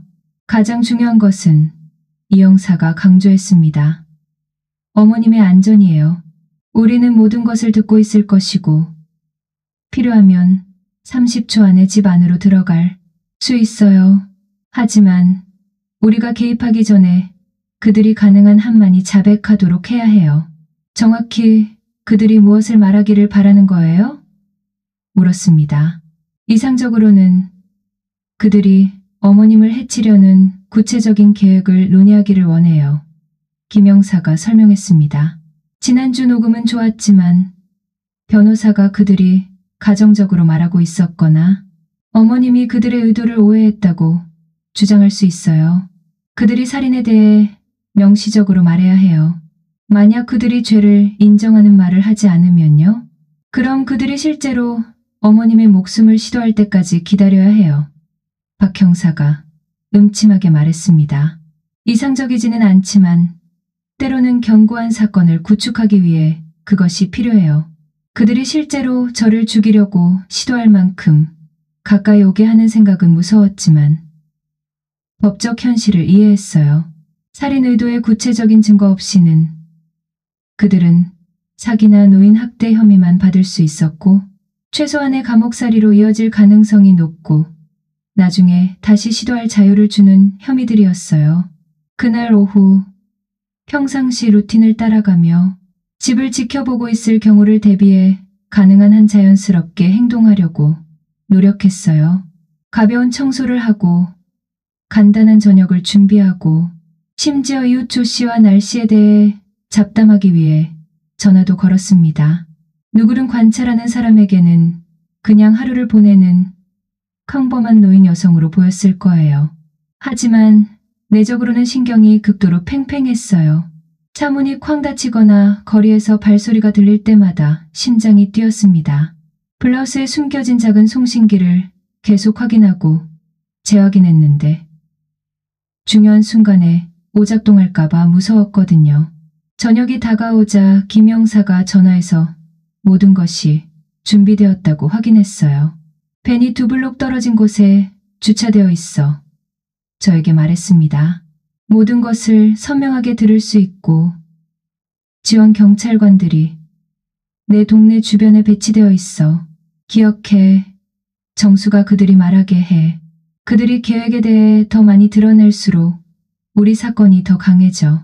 만약 그들이 미끼를 물지 않으면요? 그냥 서류에 서명하고 떠나고 싶어 하면요? 그럼 다른 기회를 기다려야 해. 하지만 그럴 거라고 생각하지 않아. 그들은 몇 달 동안 이것을 계획해왔고 내가 마침내 협조하고 있다고 생각해. 내 추측으로는 이제 내 자산에 대한 법적 통제권을 가졌으니 일정을 앞당기고 싶어 할 거야. 정확히 7시에 제 앞길에서 익숙한 발소리를 들었어요. 창문을 통해 민호와 수진이가 다가오는 것을 볼 수 있었는데 둘 다 가방을 들고 있었습니다. 제 아들은 긴장해 보였고 마치 누군가 지켜보고 있을 것으로 예상하는 듯 계속 주변을 둘러봤어요. 반면 수진이는 승리가 확실하다고 믿는 사람의 자신감 있는 걸음걸이로 걸었습니다. 그들이 노크하기 전에 문을 열었어요. 지친 체념의 최고 연기를 하면서요. 들어와, 들어와. 그들이 들어오도록 옆으로 비키며 말했습니다. 이렇게 빨리 와줘서 고마워. 물론이에요. 어머님. 뱀에게 안기는 것 같은 느낌의 짧은 포옹을 하며 수진이가 말했습니다. 어머님이 우리가 도와드리도록 결정하셨다니 그냥 기뻐요. 민호도 저를 안아주었는데 잠깐 동안 제 아들에 대해 항상 가지고 있던 사랑의 깜빡임을 느꼈어요. 하지만 그러고 나서 우연히 들었던 대화를 기억했고 그 감정은 더 차가운 무언가로 굳어졌습니다. 차를 준비했어. 숨겨진 카메라 중 하나가 가장 잘 볼 수 있는 거실로 그들을 안내하며 말했습니다. 그리고 서명할 서류들도 준비해뒀어. 훌륭해요. 카메라가 그녀의 얼굴을 가장 잘 볼 수 있는 의자에 앉으며 수진이가 말했습니다. 하지만 먼저 어머님께 가져온 게 있어요. 그녀가 가방에서 손을 뻗어 어두운 액체로 가득한 작은 병을 꺼냈어요. 우리 어머니가 만든 특별한 한방 토닉이에요. 수면과 불안에 도움이 된다고 맹세하세요. 이 모든 변화에 대해 더 편안하게 느끼실 수 있도록 도움이 될 것 같아서 가져왔어요. 제 피가 얼음으로 변했어요. 바로 이거였어요. 그들은 제가 서류에 먼저 서명하기를 기다리지 않고 있었습니다. 오늘 밤 저에게 약을 먹이려고 계획하고 있었어요. 아마 저를 더 수능적으로 만들거나 한방약에 대한 반응으로 제 죽음을 연출하려고요. 정말 사려 깊네요. 손이 눈에 띄게 떨리지 않기를 바라며 병을 받아들이면서 말했습니다. 뭐가 들어있어요? 그냥 전통 한약재들이에요.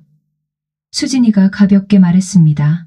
인삼, 대추, 발음할 수 없는 다른 것들. 우리 어머니가 몇 년 동안 만들어 오셨어요. 완전히 자연적이에요. 그녀가 즉시 마시라고 제안하지 않는 것을 알아챘는데 이는 아마 효과가 나타나는데 시간이 걸리는 무언가가 들어있다는 뜻이었어요. 그들은 제가 기꺼이 그것을 섭취하기를 원했는데 아마 나중에 제가 스스로 한방약을 복용했고 예상치 못한 반응이 있었다고 주장할 수 있도록요. 지금 마셔야 할까요? 순진하게 물었어요. 서류 작업을 먼저 처리하는 게 어때요? 민호가 빠르게 제안했습니다. 그러고 나서 토닉으로 편안히 쉬실 수 있어요. 그래서 그들은 약이 효과를 나타내기 전에 제가 서류에 서명하기를 원했어요. 그건 이해가 됐어요. 그들이 저를 죽이기 전에 제 자산에 대한 법적 통제권이 필요했거든요. 수진이가 연습된 효율성으로 위임장 서류들을 제 커피 테이블에 펼쳤어요. 서명하셔야 할 모든 곳에 표시해뒀어요. 작은 노란 스티커 메모들을 가리키며 말했습니다. 그리고 민호가 어머님의 서명을 증인할 수 있어요. 김영사와 경찰관들이 이 모든 것을 테이프에 담고 있기를 바라며 펜을 집어들었어요. 서명하기 전에 이게 무엇을 의미하는지 확실히 이해하고 싶어요. 그건 민호와 제가 어머님의 재정관리를 도와드리고 어머님이 스스로 그렇게 할 수 없게 되실 경우 어머님의 돌봄에 대한 결정을 내릴 수 있다는 뜻이에요. 수진이가 과장된 인내심으로 설명했습니다. 제가 언제 스스로 결정을 내릴 수 없게 될까요? 사람들이 나이가 들면서 정신적 능력이 쇠퇴할 수 있어요. 그녀가 말했습니다. 기억 문제, 혼란, 판단력 저하, 이런 일들은 점진적으로 일어나고 때로는 영향을 받는 사람이 그것이 일어나고 있다는 것을 깨닫지 못해요. 제가 기억 문제가 있다고 생각하세요? 민호와 수진이가 시선을 교환했어요. 아직은 아니에요. 수진이가 조심스럽게 말했습니다. 하지만 준비하고 싶어요. 그리고 솔직히 어머님, 최근에 조금 산만해 보이셨어요. 이건 저에게는 새로운 소식이었어요. 어떤 면에서요? 같은 질문을 반복해서 하시고 우리가 나눈 대화를 잊으시고 날짜와 약속에 대해 혼란스러워하시는 것 같았어요. 그녀는 제 인지 능력 쇠퇴에 대한 가상의 이야기를 만들어내고 있었는데 제 삶의 통제권을 빼앗는 것을 정당화하는 데 사용될 수 있는 이야기였어요. 그런 일들을 했다는 기억이 없어요. 말했습니다. 바로 그게 제 말이에요.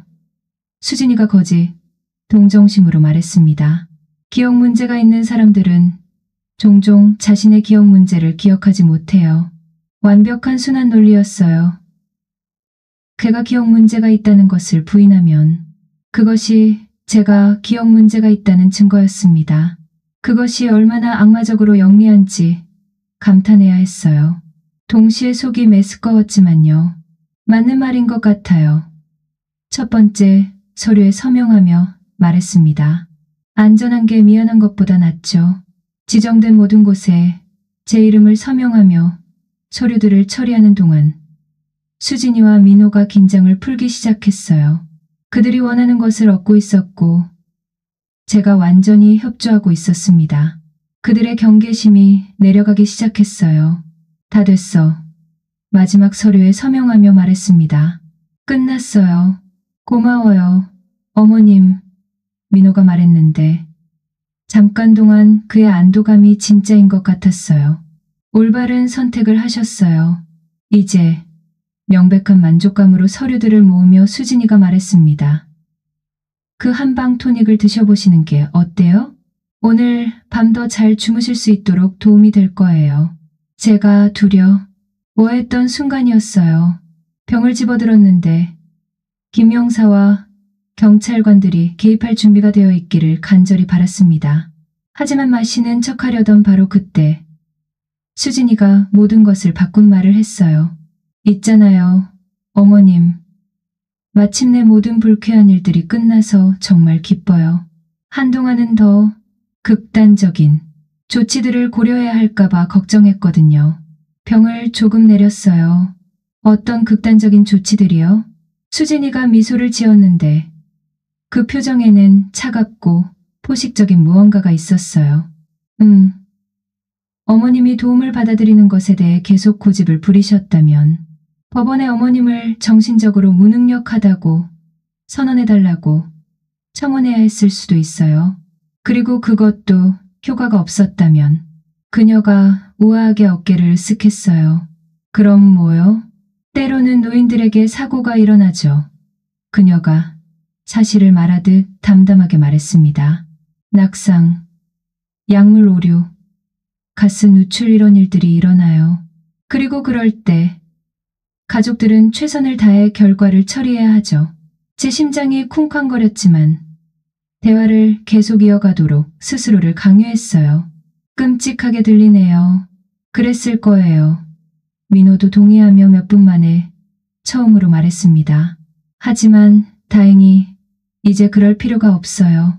어머님이 모든 것에 대해 매우 합리적이셨거든요. 만약 제가 사고로 죽었다면 어떻게 됐을까요? 여전히 병을 들고 물었어요.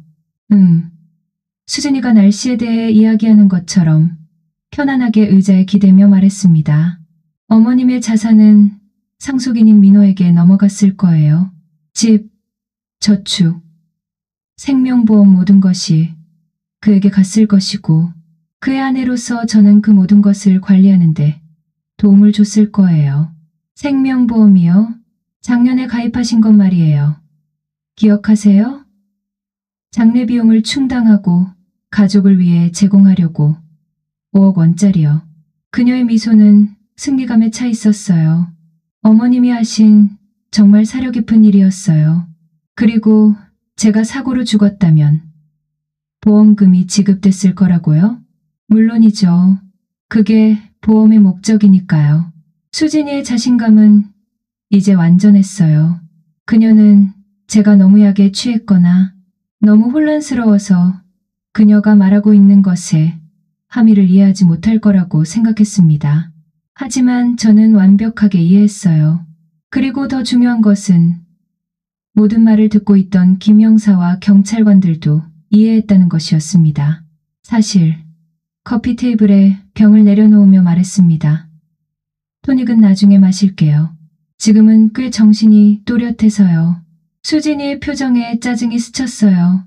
어머님, 신선할 때 정말 드셔야 해요. 한방약은 너무 오래 두면 효력을 잃거든요.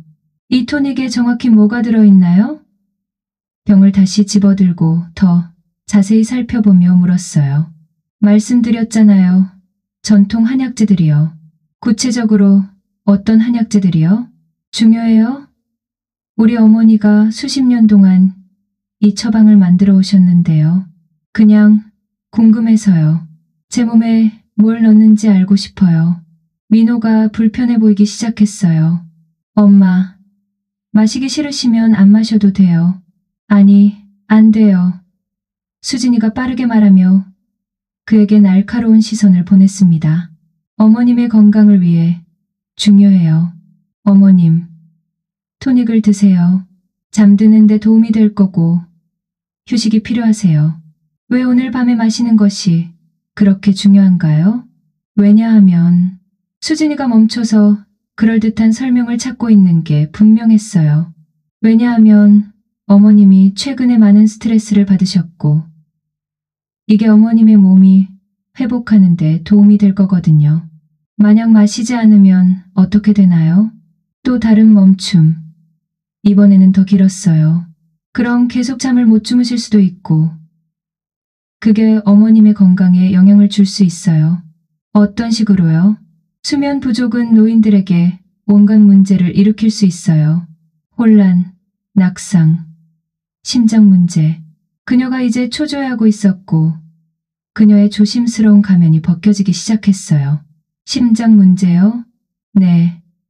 수면 부족은 심혈관계에 스트레스를 줘요. 어머님 나이에는 그게 매우 위험할 수 있어요. 이것을 고려하는 척했어요. 그럼 토닉을 마시지 않으면 심장 문제가 생길 수 있다는 거네요? 가능해요. 그리고 마시면요? 그럼 잘 주무시고 아침에 훨씬 기분이 좋으실 거예요. 그것에 대해 확신하세요? 수진이의 인내심이 마침내 터졌어요. 어머님, 그만 질문하시고 그냥 약을 드세요. 그녀의 톤 변화는 극적이었어요. 거짓 달콤함에서 날카로운 명령으로. 민호가 아내의 폭발에 놀란 것 같았어요. 수진아, 그가 조용히 말했습니다. 어쩌면 우리가 안 돼. 그녀가 그의 말을 끊었어요.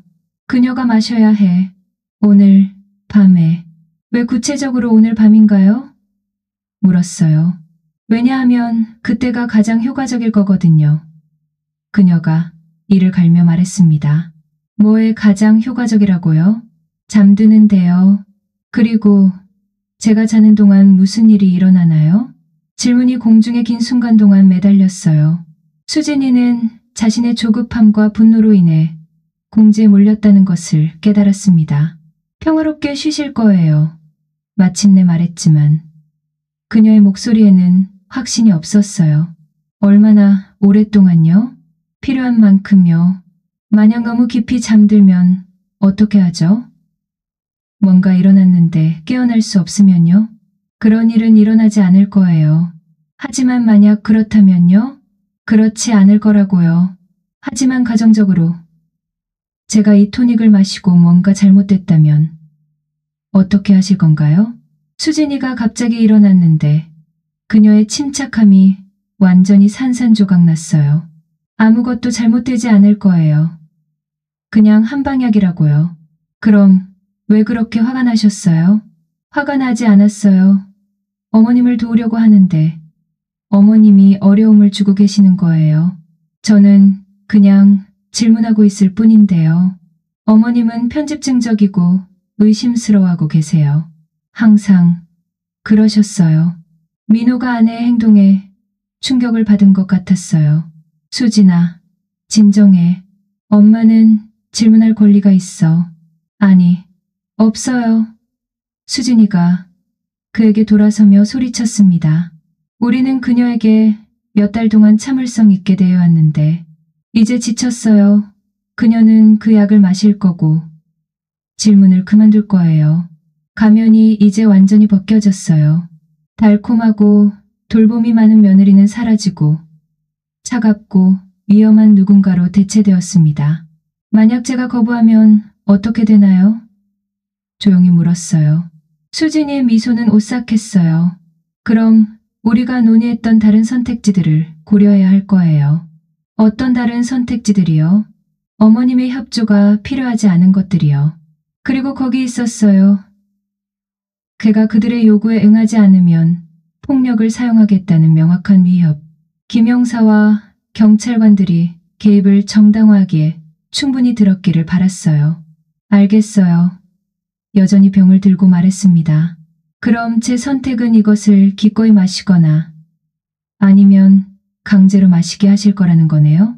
어머님의 선택은 어머님을 사랑하는 사람들과 협조하거나 고집을 부리는 결과에 직면하는 거예요. 어떤 결과들이요? 사고들이요. 민호가 조용히 말했는데 몇 분 만에 처음으로 말하는 것이었어요. 노인들에게는 항상 사고가 일어나죠.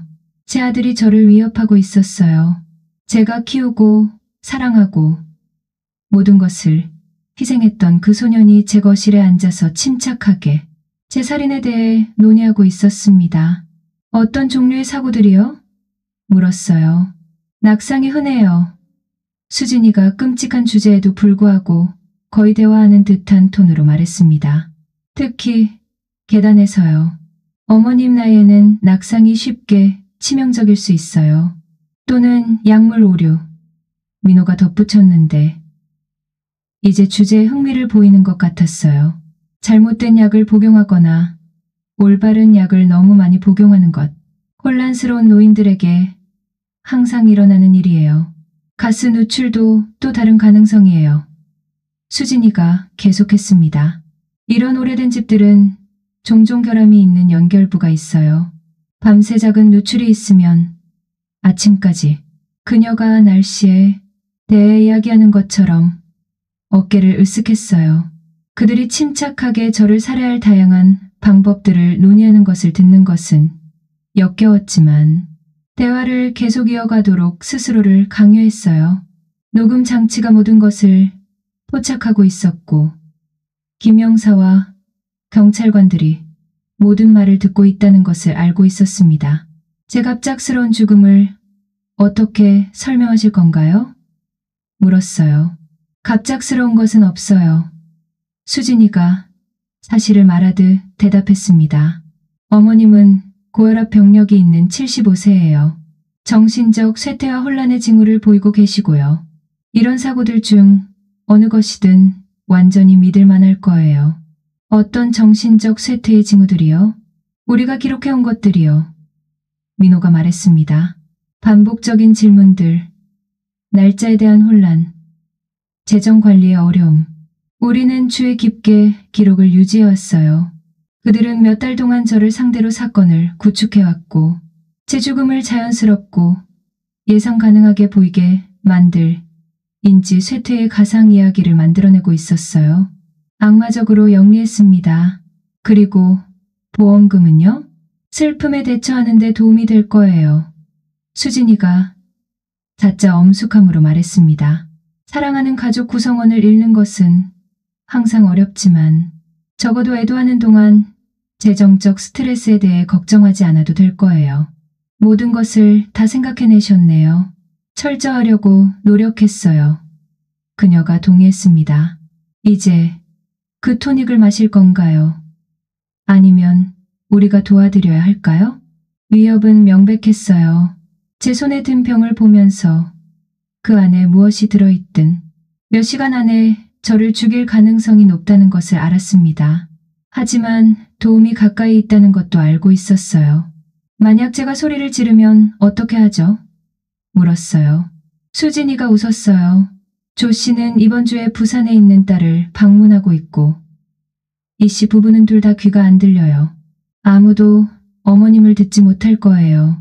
그들은 그 비상계획까지 세워놨어요. 제 이웃들의 일정과 습관을 얼마나 오랫동안 관찰해왔는지 궁금했어요. 게다가 민호가 덧붙였습니다. 사랑하는 아들과 며느리가 어머님을 해치려 한다고 누가 믿겠어요? 우리는 돌봄과 지지 외에는 아무것도 하지 않았어요. 공개적으로는요. 제가 말했습니다. 그게 중요한 전부예요. 수진이가 대답했습니다.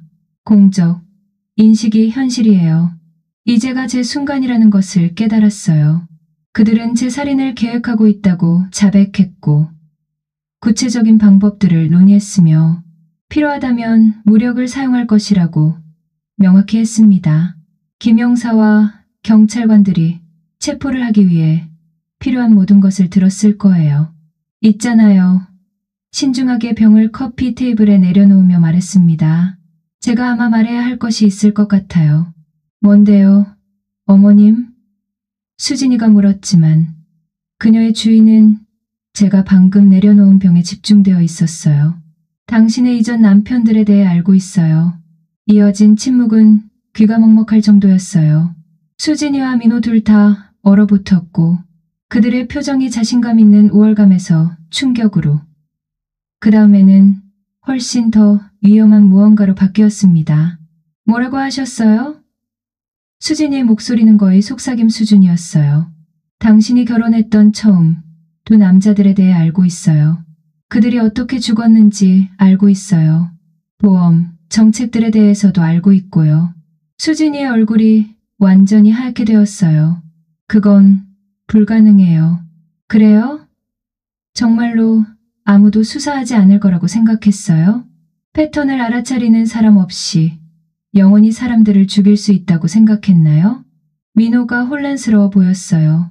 그녀가 뭘 말하는 거야? 말해봐요. 수진아. 제가 말했습니다. 당신의 첫 두 번의 결혼에 대해 남편에게 말해봐요. 당신의 이전 남편들에게 닥친 사고들에 대해 말해봐요. 매번 모은 보험금에 대해 말해봐요. 거짓말하고 있어요. 수진이가 말했지만 그녀의 목소리에는 확신이 없었어요. 그래요? 그럼 경찰에 전화해서 정보를 확인해달라고 해도 상관없겠네요. 경찰? 민호의 목소리가 갈라졌어요. 왜 경찰에 전화해야 해? 당신의 아내가 연쇄살인범이기 때문이에요. 아들아. 그리고 당신은 그녀의 다음 희생자예요. 그 말들이 물리적 존재처럼 공중에 매달렸어요. 민호가 아내를 돌아보는데 그의 얼굴이 혼란과 점점 커지는 공포의 가면이었어요. 수진아? 그가 조용히 말했습니다. 그녀가 뭘 말하는 거야? 그녀가 거짓말하고 있어요. 수진이가 반복했지만 이제 문 쪽으로 후퇴하고 있었어요. 그녀는 혼란스럽고 정신적으로 아파요. 이게 바로 그녀가 전문적 돌봄이 필요하다는 것을 증명하는 편집 증정 망상이에요. 그럼 보험, 정책들을 설명해봐요. 제가 말했습니다. 당신의 이전 남편들 둘 다 결혼한 지 2년 안에 죽은 이유를 설명해봐요. 저에게 수혜자를 당신으로 하는 생명보험에 가입하도록 설대해 논의하는 것처럼 어깨를 으쓱했어요. 그들이 침착하게 저를 살해하는 다양한 방법들을 논의하는 것을 들으며 속이 메스꺼웠지만 대화를 계속 이어가도록 스스로를 강요했어요. 녹음 장치가 모든 것을 포착하고 있었고 김영사와 경찰관들이 모든 말을 듣고 있다는 것을 알고 있었습니다. 제 갑작스러운 죽음을 어떻게 설명하실 건가요? 물었어요. 갑작스럽다는 게 없어요. 수진이가 사실을 말하듯 대답했습니다. 어머님은 고혈압 병력이 있는 75세예요. 정신적 쇠퇴와 혼란의 징후를 보이고 계시고요. 이런 사고들 중 어느 것이든 완전히 믿을 만할 거예요. 어떤 정신적 쇠퇴의 징후들이요? 우리가 기록해온 것들이요. 민호가 말했습니다. 반복적인 질문들, 날짜에 대한 혼란, 재정 관리의 어려움. 우리는 세심한 기록을 유지해왔어요. 그들은 몇 달 동안 저를 상대로 사건을 구축해왔던 거예요. 제 죽음이 자연스럽고 예상되는 것처럼 보이게 만들 인지 능력 쇠퇴의 가상 이야기를 만들어내면서요. 악마적으로 영리했어요. 그리고 보험금은요? 슬픔에 대처하는 데 도움이 될 거예요. 수진이가 자짜 엄숙함으로 말했습니다.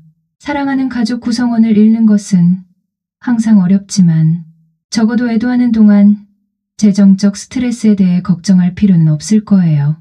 모든 것을 다 생각해 두셨네요. 철저하려고 노력했어요. 그녀가 동의했습니다. 이제 그 토닉을 마실 건가요? 아니면 우리가 도와드려야 하나요? 위협은 명백했어요. 제 손에 있는 병을 보았는데 그 안에 무엇이 들어있든 몇 시간 안에 저를 죽일 가능성이 높다는 것을 알고 있었어요. 하지만 도움이 근처에 있다는 것도 알고 있었습니다. 만약 제가 소리를 지르면 어떻게 하죠? 물었어요. 수진이가 웃었어요. 조 씨는 이번 주에 부산에 있는 딸을 방문 중이고 이 씨 부부는 둘 다 귀가 먹었어요. 아무도 어머님을 듣지 못할 거예요. 그들은 그 우발 상황까지도 계획했었어요. 얼마나 오랫동안 제 동네를 지켜보며 이웃들의 일정과 습관을 배웠는지 궁금했어요. 게다가 민호가 덧붙였습니다. 사랑하는 아들과 며느리가 어머님을 해치려 한다고 누가 믿겠어요? 우리는 돌봄과 지지만 보여왔는데요. 공개적으로는요. 말했습니다. 그게 중요한 전부예요. 수진이가 대답했습니다. 공적, 인식이 현실이에요. 이것이 제 순간이라는 것을 깨달았어요. 그들은 제 살인을 계획한다고 자백했고 구체적인 방법들을 논의했으며 필요하다면 무력을 사용할 것이라고 명확히 했어요. 김 형사와 경찰관들이 체포에 필요한 모든 것을 들었을 거예요. 있잖아요. 의도적으로 조심스럽게 커피 테이블에 병을 내려놓으며 말했습니다. 제가 아마 말해야 할 게 하나 있어요. 뭔데요? 어머님? 수진이가 물었지만 그녀의 주의는 제가 방금 내려놓은 병에 집중되어 있었어요. 당신의 이전 남편들에 대해 알고 있어요. 뒤따른 침묵은 귀가 먹을 정도였어요. 수진이와 민호 모두 얼어붙었고 그들의 표정이 자신감 있는 우월감에서 충격으로 그 다음에는 훨씬 더 위험한 무언가로 변했습니다.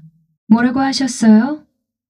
수진이의 목소리가 거의 속삭임 수준이었어요. 첫 번째로 결혼한 두 남자에 대해 알고 있어요. 그들이 어떻게 죽었는지, 보험금에 대해서도. 수진이의 얼굴이 완전히 하얗게 변했어요. 그럴 리가 없어요. 그래요? 그럼 누군가 조사할 거라고 생각 안 했어요? 아무도 알아채지 못한 채 사람들을 계속 죽일 수 있다고 생각했어요? 민호가 혼란스러워 보였어요. 엄마가 뭔 얘기를 하는 거야? 말해봐, 수진아. 제가 말했습니다. 남편에게 첫 번째 두 결혼에 대해 말해줘. 이전 남편들에게 일어난 사고들에 대해, 매번 받은 보험금에 대해서 거짓말하고 있어요. 수진이가 말했지만 그녀의 목소리에는 확신이 없었어요. 그래요? 그럼 경찰에 전화해서 정보를 확인해달라고 해도 괜찮겠네요. 경찰? 민호의 목소리가 갈라졌어요. 왜 경찰에 전화해야 해? 왜냐하면 당신 아내가 연쇄 살인범이거든. 아들아.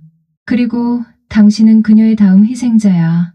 그 말들이 물리적 존재감처럼 공중에 매달렸어요. 민호가 아내를 돌아보았는데 그의 얼굴은 혼란과 점점 커지는 공포의 가면이었습니다. 수진아? 그가 조용히 말했습니다. 엄마가 뭔 얘기를 하는 거야? 그녀가 거짓말하고 있어요. 수진이가 반복했지만 이제 문 쪽으로 뒷걸음치고 있었어요. 그녀는 혼란스럽고 정신병이 있어요. 이게 바로 그녀가 전문적인 돌봄이 필요하다는 것을 증명하는 편집 증정 망상이에요. 그럼 보험 정책들을 설명해봐. 말했습니다. 이전 남편들 둘 다 결혼한 지 2년 안에 죽은 이유를, 나를 수혜자로 해서 생명보험에 가입하도록 설득한 이유를. 그건 장례 비용을 위한 거였어요. 장례 비용으로 5억 원이요? 심각한 질병 병력도 없는 사람한테요? 민호가 점점 커지는 경악으로 아내를 바라보고 있었어요. 제가 이전 남편들과 보험 정책들에 대해 말한 것을 처리하고 있는 것을 볼 수 있었습니다. 몇 번 결혼했어? 그가 아내에게 조용히 물었어요. 그건 중요하지. 몇 번이야? 전에 2번. 하지만 이전 남편들에게 무슨 일이 일어났어? 수진이가 이제 거짓말과 진실 사이에 갇혔고 믿을 만한 설명을 구성할 수 없었어요. 그들이 죽었어요. 마침내 말했습니다. 어떻게? 사고, 질병, 이런 일들은 일어나는 거야. 그리고 매번 보험금을 받았어? 그게 보험의 목적이니까. 민호가 천천히 일어났는데 그의 얼굴이 충격과 이해로 창백해졌어요. 오 마이 갓, 엄마가 진실을 말하고 있는 거야. 그렇지? 아니야. 그녀는 혼란스럽고 편집증적이야. 당신이 전에도 이런 짓을 했어. 남자들과 결혼하고 그들에게 보험을 들게 하고 그 다음에 죽였어. 그건 아니야. 그리고 이제 그녀에게도 같은 짓을 하려고 계획하고 있어. 그리고 나서 나한테도. 수진이의 침착함이 마침내 완전히 무너졌어요. 당신은 이해하지 못해. 나는 아무도 해치고 싶지 않았어. 하지만 빚이 있고 의무가 있어. 그래서 재정 문제에서 벗어나기 위해 살인하기로 결정했어? 사고처럼 보이면 살인이 아니야. 그 자백이 고백처럼 공중에 매달렸어요. 민호가 물리적으로 타격을 받은 것처럼 뒤로 비틀거렸습니다. 그리고 나는 그가 조용히 물었어요. 나에 대한 계획은 뭐였어? 수진이가 연민 같은 것으로 그를 바라봤어요. 당신은 알아차릴 생각이 없었어. 빠르고 고통 없을 거였어. 심장마비나 아니면 자동차 사고. 당신은 절대 알지 못했을 거야. 나도 죽이려고 했어. 당신을 고통에서 해방시키려고 했어. 그녀의 비틀린 논리가 민호의 무언가를 부러뜨린 것 같았어요. 그는 의자에 다시 주저앉았고 머리를 손에 묻었습니다. 어떻게 이렇게 눈이 멀 수 있었을까? 그가 속삭였어요. 당신이 그녀를 사랑했기 때문이에요. 그가 한 모든 것에도 불구하고 제 아들에 대한 동정심이 솟구치며 부드럽게 말했습니다. 그리고 그녀는 조종에 매우 능숙해요. 충분히 능숙하지는 않았나 봐. 수진이가 쓰라리게 말했습니다. 그녀는 이제 모든 가식을 포기했고 그녀의 진짜 본성이 완전히 드러났어요. 어떻게 알아냈어? 당신의 공범과 이야기하는 것을 우연히 들었어요. 말했습니다. 사고처럼 보이게 만드는 것을 전문으로 하는 남자. 언제? 지난주 약을 가지러 갔다가 당신들이 제 죽음을 계획하는 것을 들었어요. 수진이가 욕을 중얼거렸어요. 더 조심했어야 했는데. 네, 그랬어야죠. 그리고 표적을 더 철저히 조사했어야 했어요. 무슨 뜻이야? 처음으로 이 악몽이 시작된 이후 미소를 지었어요. 당신은 제가 그냥 친구나 자원도 없는 무력한 늙은 여자라고 가정했어요. 하지만 틀렸어요.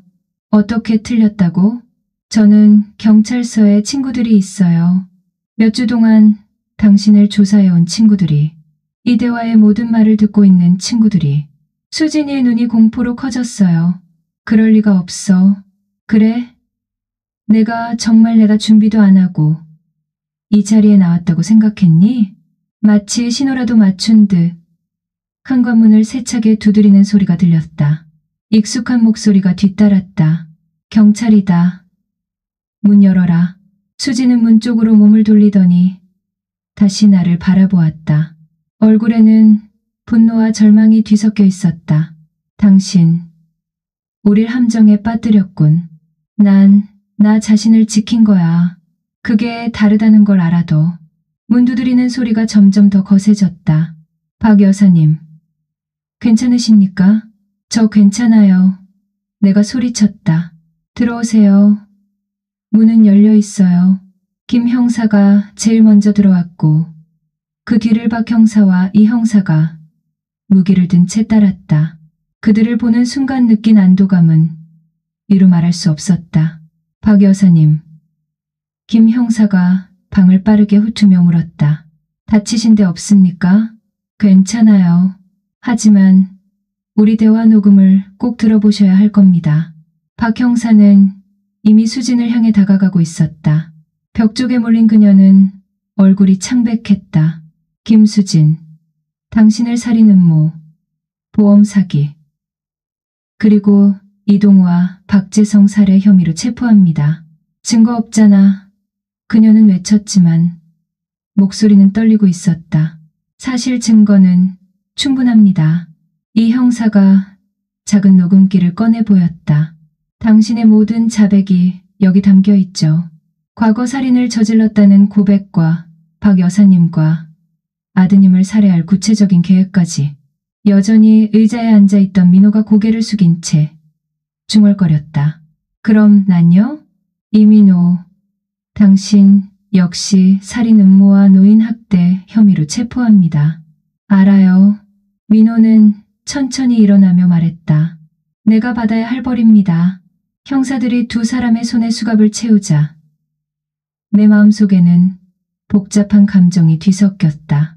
당장의 위험이 끝났다는 안도, 정의가 실현된다는 만족, 그러나 동시에 가족을 잃은 깊은 슬픔, 무엇보다 내가 지켜주지 못한 아들에 대한 아픔이 가슴을 짓눌렀다. 엄마, 민호가 문으로 끌려가면서 눈물 섞인 목소리로 말했다. 미안해요. 정말 미안해요. 나는 그를 바라보았다. 한때 사랑스러웠던 아들, 그 모든 감정을 담을 말을 찾으려 애썼다. 알아. 하지만 미안하다고 해서 결과가 사라지진 않아. 그는 고개를 끄덕이며 눈물을 흘렸다. 이해해요. 그들이 사라지자 김 형사가 내 곁에 앉았다. 괜찮으십니까? 살아있어요. 몇 시간 전만 해도 확신이 없었지만 이제 끝났습니다. 정말 끝난 걸까요? 이제 어떻게 되는 거죠? 재판이 있을 겁니다. 증언도 하셔야 하고요. 하지만 녹취와 과거 피해자들에 대한 증거가 충분하니 승소 가능성은 높습니다. 형량은 어떻게 될까요? 김 형사가 잠시 망설였다. 수지는 종신형, 심지어 사형까지 가능성이 있습니다. 민호는 공범으로서 2030년형이 선고될 겁니다. 나는 숨을 들이켰다. 20해, 30해, 아들은 환갑이 다 되어서야 나올 수 있을 것이다. 나는 그때쯤 이미 세상에 없을 터였다. 그들을 고발한 거 후회합니까? 김이 조심스럽게 물었다. 나는 진지하게 생각했다. 아들의 죄를 세상에 드러낸 걸 후회하는가? 그로 인해 남은 생을 감옥에서 보내게 된 걸 후회하는가? 아니요. 결국 나는 대답했다. 이렇게 된 걸 후회하지요. 더 일찍 눈치채지 못한 걸, 아들을 그녀의 소나기에서 구하지 못한 걸 후회합니다. 하지만 날 죽이려 했던 그들을 막은 건 후회하지 않아요. 옳은 일을 하신 겁니다. 살기 위해 내가 할 수밖에 없던 일을 했을 뿐이에요.